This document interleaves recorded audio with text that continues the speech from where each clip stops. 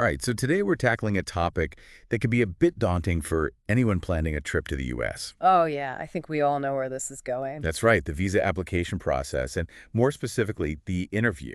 Yeah. It can feel like a real make-or-break moment. It definitely can. And there are so many misconceptions and anxieties surrounding it. Exactly, so we're diving deep into what that interview is really like, with insights from people who have actually been there and come out on top. No better way to learn than from real experiences, right? Absolutely. And to guide us through this process, we're turning to an episode from the YouTube channel, Podcasts Speak English. Oh, I've seen that one. They do a great job of breaking down the whole process. They really do. They cover everything from what to expect to how to handle those tricky questions.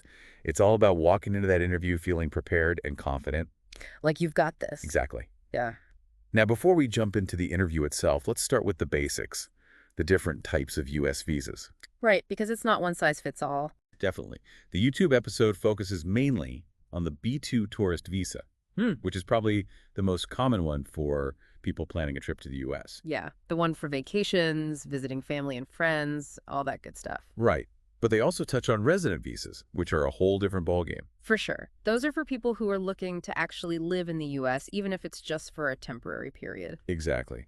And they mentioned the F1 and J1 visas as examples. Right. F1 for students and J1 for exchange visitors coming for work or research programs. And it's important to remember that the type of visa you're applying for can really shape your interview experience. Absolutely. It's like choosing different paths on a hiking trail. They all lead to different destinations with their own unique challenges. Love that analogy. Yeah. Now, this YouTube episode is packed with vocabulary that's key to understanding this whole visa process. Oh, yeah. There are definitely some terms you need to have a handle on. For sure. And they spend a good amount of time unpacking this idea of sponsoring. Yeah. What exactly does that mean in this context? So sponsoring is essentially like being a financial guarantor for someone. It's about assuring the U.S. government that the applicant won't become a financial burden during their stay. Okay, so it's about showing that they have support and won't end up, stranded with no money. Exactly. The sponsor takes on the responsibility of making sure they have enough funds to cover their expenses. It reminds me of when I was 16 and my parents sponsored my trip to visit family in Canada. Oh, yeah, I remember that. You were gone for, what, like a whole month? 3 weeks. It was amazing. But yeah, my parents had to show that they could cover my expenses during that time. It's all about that financial reassurance, making sure everyone's covered. Another term they emphasize is the invitation letter. What's the significance of that? It's more than just a casual, hey, come visit note. It's an official document, a formal invitation from a person or organization in the U.S. inviting the applicant to visit. So it needs to be structured and detailed. Exactly. It should clearly state the purpose of the visit, confirm that the applicant has a place to stay, all that. So it's like providing a tangible anchor for the applicant's visit. That's a great way to put it. It gives the U.S. government that extra layer of assurance that the applicant has a legitimate reason for being there and support from someone already in the U.S. Okay, so we've talked about sponsoring and invitation letters.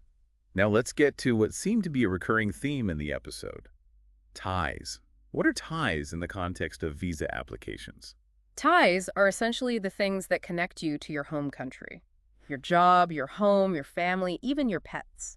It's evidence that you have strong reasons to return home after your U.S. visit. And why are these ties so important to the visa officer? Because they want to be confident that you're not planning on overstaying your visa and trying to live in the U.S. illegally. So it's about assessing the risk of someone trying to stay in the U.S. permanently. Exactly. Strong ties show that you have a life you're returning to, making you a lower risk in their assessment. It's like having roots that run deep in your home country. Exactly. The stronger those roots, the more confident they are that you'll return after your trip. So give me some solid examples of strong ties. Well, owning a house, having a stable job, close family relationships, even investments in your home country. These all show that you have something to come back to. It's fascinating how everyday aspects of our lives can suddenly become so important in this process. Absolutely. Every detail contributes to building that overall picture for the visa officer. Now let's shift gears to the financial side of things. The episode talked a lot about being financially independent. What does that actually mean in the world of visa applications? It's about showing that you can afford your trip without relying on anyone else in the U.S. for financial support. You need to prove you have the resources to cover your travel expenses, accommodation, and any other costs that might pop up. So even if someone is being super generous and offering to cover everything, you still need to show you can handle it yourself if needed. Precisely. It's all about proving you're not a financial liability and can support yourself independently during your stay. And how do applicants typically demonstrate this financial independence? They mention assets, right? Yes, assets are things of value that you own, like property, savings, investments, even your car. These showcase your financial stability and can be used to prove you have the means to cover your trip. So connecting this back to the idea of ties, your assets also demonstrate your financial stake in your home country, making it even more likely that you'll return. Absolutely. It all adds up to create a strong case for your genuine intention to go back home after your visit. All right, so we've laid the groundwork with some key vocabulary. Now let's get into the heart of it all. The interview questions themselves. The YouTube episode walks us through some of the most common ones you're likely to encounter. Yeah, those questions that everyone wants to know how to answer. Exactly. So what's the first one they tackle? The classic opener. Where is your final destination, and what is the purpose of your trip to the United States? Seems straightforward enough, Mhm. but are there any nuances to keep in mind when answering? Oh, definitely. Specificity is key. Don't just say, I'm going to visit family. Mention the city and state where you'll be staying, the purpose of your visit, and make sure it aligns perfectly with what you wrote on your application. So consistency is super important. Absolutely. Any inconsistencies can raise red flags for the visa officer. They want to see that you've planned your trip carefully and have a clear understanding of what you'll be doing in the U.S. Okay, what's the next question they cover? Another one that seems simple but can trip people up. How long do you plan to remain in the United States? I bet there are some important points to remember here. For sure. Again, consistency is key. Your answer should perfectly match the duration you indicated on your application form. Keep it clear and concise. No need to over-explain. Got it. Stick to the plan. No last-minute itinerary changes. Exactly. They want to see that you have a defined plan and you're sticking to it. Okay, now for the big one. The question they really emphasize that everyone should be prepared for. Yes. The one that gets to the heart of it all. Tell me about the ties you have to your home country. This is where all those threads we've been talking about come together, right? It's the visa officer's chance to really assess your intentions and gauge the likelihood of you returning home. So what advice do they give on how to tackle this crucial question? They stress the importance of bringing supporting documents even if they're not specifically requested. Things like property deeds, bank statements, employment letters, anything that provides concrete evidence of those ties you've been discussing. Better to be over-prepared than under-prepared, right? Right. They even mentioned someone bringing a massive file of documents to their interview. It's about having that backup ready to go. You want to be able to support your claims with tangible proof. And how should applicants frame their answers to really showcase the strength of their ties? It's about highlighting the aspects of your life that would be difficult to leave behind. A stable job with promising prospects, a home you've invested in, close family bonds, even active involvement in your community. Paint a picture of a life that you're eager to return to. So it's not just listing those ties, but also conveying the emotional connection you have to them. Exactly. It's about showing that your life is deeply rooted in your home country and that you have compelling reasons to go back. Okay, those are some great insights into the interview questions. Yeah. But before we move on, is there anything else about the interview process itself that we should keep in mind? Well, the YouTube episode had an interesting point. While they joke about the millionth applicant getting a resident visa, they emphasize that it never actually happens. Right, so don't go in thinking you can charm your way into a different visa category than what you applied for. Exactly. Honesty, preparation, and sticking to the facts are key. Great advice.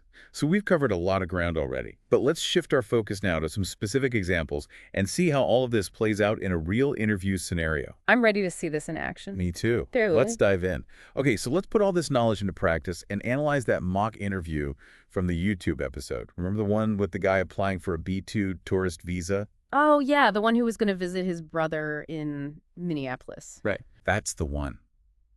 It's such a good example of how these questions play out in a real interview setting. So let's break it down. Sounds good. Let's do it. Okay, so the first question, as we talked about, was that classic final destination and purpose of your trip inquiry. How did you think the applicant handled that one? I thought he did well. He was specific without giving too much unnecessary information. He clearly stated that he was going to Minneapolis to visit his brother, who had just had a baby. Yeah, he didn't leave any room for ambiguity. And I like that he even mentioned his brother's name. It adds a personal touch. Right. It reinforces that genuine connection with the person he's visiting. Then came the question about how long he planned to stay in the U.S. He said approximately 3 weeks and even backed it up by showing his return ticket. Smart move, right? Oh, definitely. It shows he's organized, has a clear plan, and intends to return home as scheduled. And that visual proof of the return ticket really helps. Absolutely. It eliminates any doubt about his intentions. Then came that big question about ties to his home country. He gave quite a list. Owning a house, leaving his dog with neighbors, having a car, a job as an engineer, and limited vacation time. Did you think that was overkill or just the right amount of detail? I think he struck a good balance. He presented a variety of ties that show it would be hard for him to just uproot his life and stay in the U.S. It was kind of cute how he casually mentioned leaving his dog with neighbors. It's a small detail, but it adds a layer of realness to his story. It definitely makes him more relatable and believable. And the fact that he only has 3 weeks of vacation subtly implies that he has a job to return to. It's a clever way to connect his employment to his limited time in the U.S. Right. It reinforces that he's not planning on abandoning his responsibilities back home. The visa officer then moved on to asking about evidence of financial independence. What stood out to you about his response? I liked how confidently he stated that he has assets in his home country. He specifically mentioned his house and even presented a bank statement as proof. It showed his investments, his savings, his overall financial stability. He didn't just tell them he was financially independent. He showed them it's a classic show-don't-tell scenario. Exactly. Actions speak louder than words, right?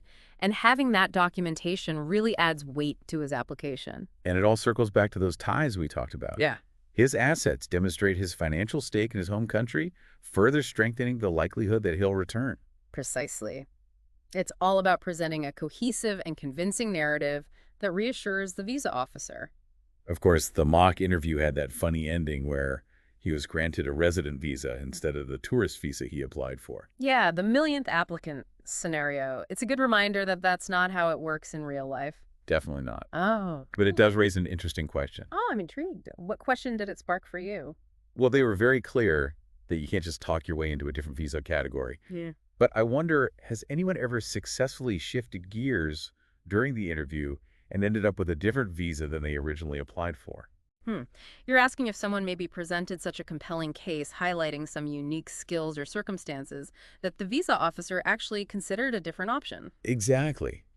Like, what if someone was a renowned expert in a field that's desperately needed in the U.S., but they applied for a tourist visa just to explore possibilities? It's an interesting thought. While the visa process is pretty structured, I'm sure there have been some exceptional cases. It would be fascinating to hear about those rare instances where someone's circumstances were so compelling that they warranted a change in visa category. It would definitely highlight that human element within a system that can often feel very rigid. Right. It makes you wonder about the stories behind those successful visa applications and what factors played a role.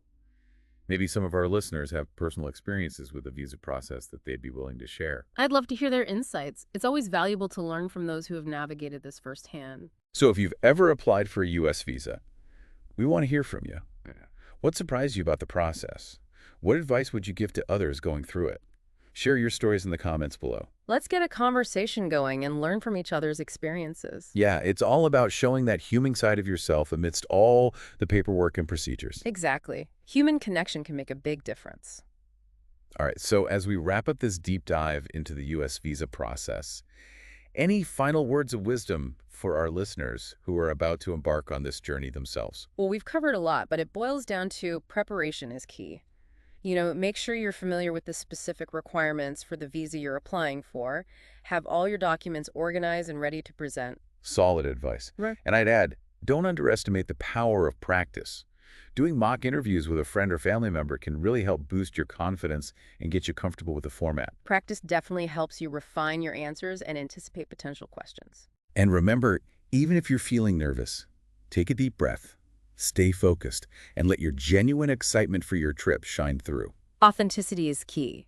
The visa officer wants to see that you're genuinely interested in visiting the U.S. Honesty and transparency throughout the entire process are so important. Absolutely. Any attempt to mislead or provide false information can really hurt your chances of getting that visa. Great advice. So to everyone listening who's about to embark on their U.S. visa application journey, remember, knowledge is power. The more you understand about the process, the smoother it will be. And don't forget, we're here to support you. Share your experiences, your questions, even your anxieties in the comments. We're all in this together. We're all rooting for you. So until next time, happy travels, everyone, and best of luck with those visa applications.